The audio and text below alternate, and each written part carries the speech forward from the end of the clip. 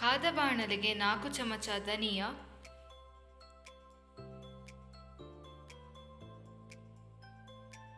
4 ಚಮಚ ಮೆಣಸು,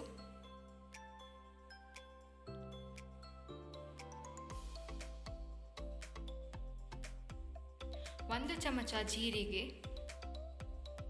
1 ಚಮಚ ಲವಂಗ, 1 ಚಮಚ ಏಲಕ್ಕಿ ಹಾಕಿ ಬಿಸಿ ಆಗುವ ತನಕ ಹುರಿದುಕೊಳ್ಳಿ.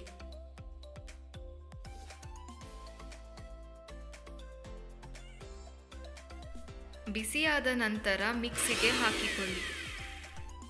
ನುಣ್ಣಗೆ ಪುಡಿಯನ್ನು ತಯಾರಿಸಿ.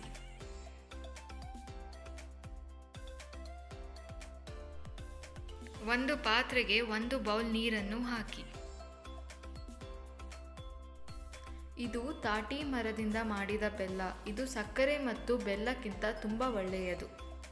2 ತುಂಡು ಬೆಲ್ಲವನ್ನು ಹಾಕಿ. ನಂತರ 2 ತುಂಡು ಜಜ್ಜಿದ ಶುಂಠಿಯನ್ನು ಹಾಕಿ. ಕುದ್ದ ನಂತರ 1 ಚಮಚ ತಯಾರಿಸಿದ ಕಷಾಯ ಪುಡಿಯನ್ನು ಹಾಕಿ. ಕುದಿಯಲು ಬಿಡಿ. 1/4 ಬೌಲ್ ಹಾಲನ್ನು ಹಾಕಿ ಕುದಿಸಿ.